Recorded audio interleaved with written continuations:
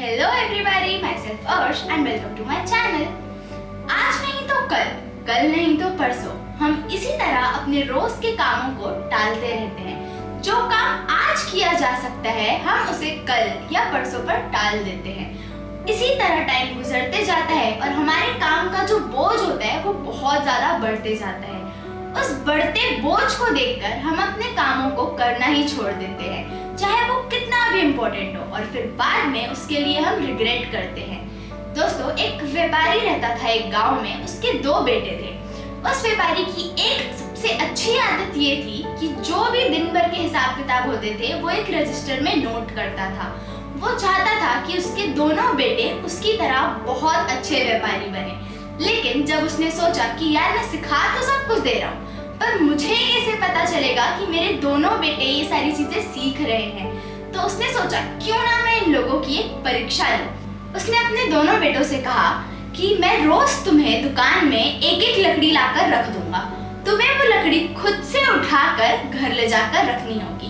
जो दोनों बेटे थे वो बहुत खुश हुए ये सुनकर कि इसके बाद उन लोगों को उसका मालिक बना दिया जाएगा। जो पहला बेटा था वो बड़ी खुशी से एक दिन लकड़ी उठाकर अपने घर लेकर गया, लेकिन जो दूसरा बेटा था उसने अपने दिमाग को यूज किया और सोचा कि नहीं नहीं, मैं तो कल एक साथ दोनों लकड़ियां साथ में ले जाऊंगा, इसमें तो मेरी मेहनत भी कम लगेगी। जब अगला दिन आया तो फिर से पहले बेटे ने दूसरी लकड़ी भी उठाकर घर लेकर रख दी, लेकिन जो दूसरा बेटा था उसने फिर अपना दिमाग यूज किया और उसने बोला नहीं नहीं, मैं तो 3 लकड़ी एक साथ उठाकर लेकर जाऊंगा।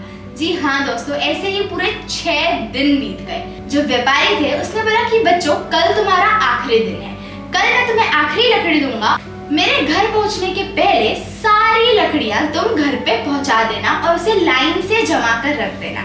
दोस्तों, जब ऐसा सुने तो दोनों बेटे थोड़े ऊपर नीचे हो गए, लेकिन जो पहला बेटा था वो तो बहुत खुश हुआ। उसने सोचा अरे वाह, मुझे तो आज भी एक ही लकड़ी ले जानी है। लेकिन जो दूसरा बेटा था उसको तो अब ऐसे 7 लकड़ियां साथ में ले जानी थी। दोस्तों, वो बहुत ज्यादा परेशान हो गया कि यार अब मैं कैसे करूंगा। जब वो व्यापारी घर गया तो उसने देखा कि उसके जो दोनों बेटे हैं उसमें से एक जो बेटा है उसने तो 7 लकड़ियां घर ले जाकर अच्छे से जमा दी है। तभी उसके दिमाग में आ गया था कि चलो मैं इसे ही दुकान का मालिक बना देता हूँ। लेकिन जब उसने दूसरे बेटे को देखा तब उसे पता चला कि यार इसने तो एक भी लकड़ियां नहीं लाई है।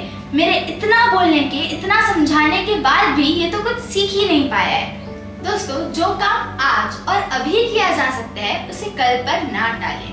फ्रेंड्स, हमारे लाइफ में इन छोटे छोटे कामों की तरह कुछ छोटी छोटी प्रॉब्लम्स भी जरूर आती हैं। अगर हम टाइम रहते इन प्रॉब्लम्स को सॉल्व नहीं करते या इसका सल्यूशन नहीं ढूंढते तो यही प्रॉब्लम्स बहुत बड़ी बन जाती है एंड फिर हमें इसे सॉल्व करने में बहुत डिफिकल्टी होती है। लाइफ में आप 2 तरीके से जीना सीख सकते हैं।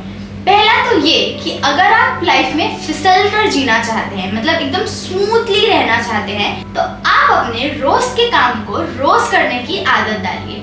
जी हाँ दोस्तों, जितना जल्दी आप कामों को खत्म करते जाएंगे आप उतनी स्मूथली रिलैक्स रह पाएंगे। दूसरा तरीका ये है कि अगर आप फिसल कर नहीं बल्कि घसीट कर जीना चाहते हैं, मतलब आप उस व्यापारी के दूसरे बेटे की तरह जीना सीख लीजिए।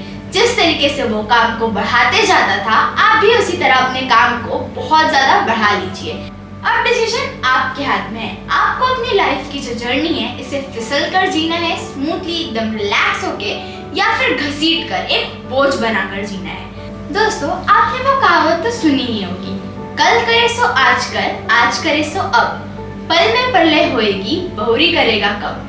लेकिन दोस्तों, मेरा इतना समझाने के बाद भी, इतना कुछ कहने के बाद भी कुछ लोग कहते हैं आज करे सो कल कर, कल करे सो परसों, इतनी भी जल्दी क्या है यारो, जब जीना है बरसों। दोस्तों, अब डिसीजन आपके हाथ में है। आप चाहे तो मेरे पहले वाली लाइन को फॉलो कर सकते हैं और अपनी लाइफ को एकदम स्मूथ बना सकते हैं, लेकिन अगर आप चाहें तो आप रोज की तरह अपने काम को टाल मटोल के दूसरी लाइन को भी फॉलो जरूर कर सकते हैं। मिलते हैं बहुत जल्द एक नए वीडियो के साथ। Bye bye.